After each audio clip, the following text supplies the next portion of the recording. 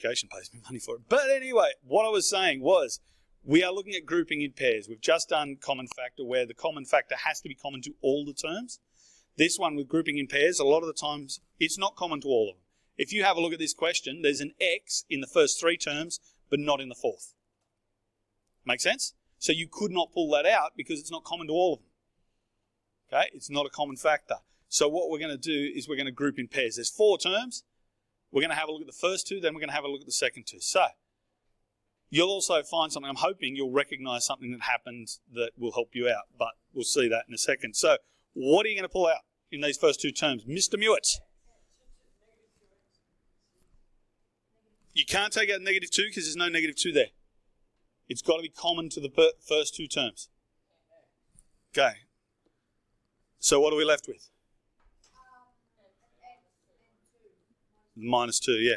Cool. So this is exactly the same. If we were just looking at those 2 terms, that's exactly the same as what we just did, isn't it? We just found a common factor. Okay, then what? What are we going to take out? We're looking at the plus 3x minus 6. Okay, so plus 3. And be aware that you're taking out the positive 3. Because you could take out a negative 3, but why would you? Okay, now what are you left with? Okay, tell me what you've just noticed. Which means we can?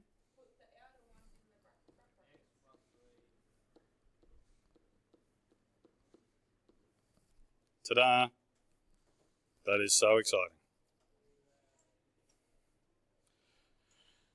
When you did the grouping in pairs, you pulled out the common factor from each pair. And now, there is times where you could pull out a different common factor and you wouldn't end up with the same brackets. And then you have to think, maybe I might go back and see if I can pull out a factor that will give me the same brackets because then my life's nice. Yeah.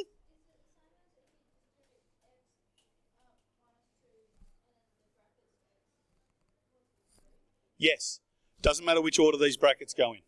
Because multiplication is commutative, which means it goes the same forward as it does back, comes from the word commute. I go to work, I come back from work. So yeah, you can do that. All good? All right, let's see. Look at this. One more example. See if we can get through it. Have a look at this. See what is common to the first 2 terms. Now, it doesn't always have to be the first 2 terms. Sometimes it's term 1 and 3. You just need to rearrange things. But most of the questions they give you, you'll find there's common terms in terms 1 and 2, and then 2 and 3 and 4. So what are we going to pull out? Leaves us with? Then what? I'm waiting for a second. 3y. Now, I'm just going to stop you, and I'm actually going to do the 3 that you guys said first, because I just want to illustrate something. So we'll pull out a plus 3, right? And what are we left with? We're left with 2y minus xy. Cool? That's what we're left with, right? You can look at that and go, well, hang on. My brackets aren't the same, and I'm pretty sure that I should be getting the same thing in the brackets. That make sense? So then you visit it again and have a look and go, oh, actually, there was another term I could take out. So we've got 2x minus 2 plus 3y minus x. That better? Oh. Yeah, I did something stupid. Welcome to my world. Cool. And now you can go, wow, those brackets are the same. Are they? Are they? They can be if they want to be. We're inclusive here at this school, but they're not at the moment. Why not? Well, it's not that they should swap. They will. We'll swap them because it looks pretty, but their signs are wrong. We have a negative 2 in the left-hand bracket and a positive 2 in the right. We have a positive x in the left and negative. So what can I pull out to make that happen? 2. Negative what? 1. Yes. What we're doing is if I times that side by negative 1, the signs would change.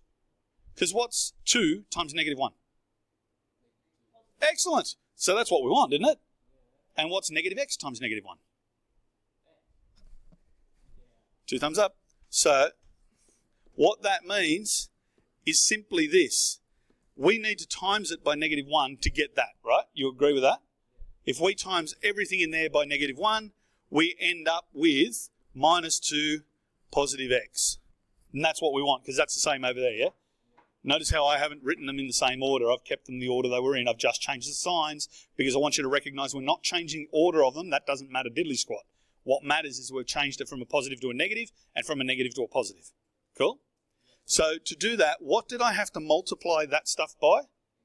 -1. So if I multiply that by -1, that becomes -1. So what happens to that sign? It becomes a negative.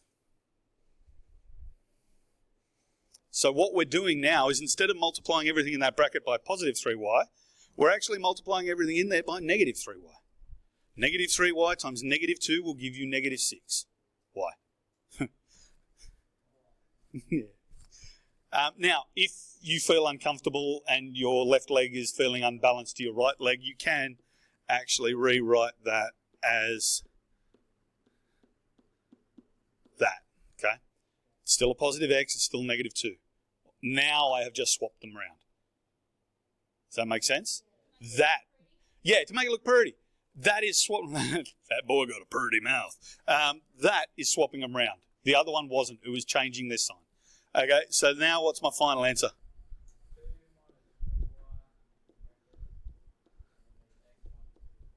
Yeah. So that step really wasn't necessary because we were going to do that in the brackets anyway. That all good?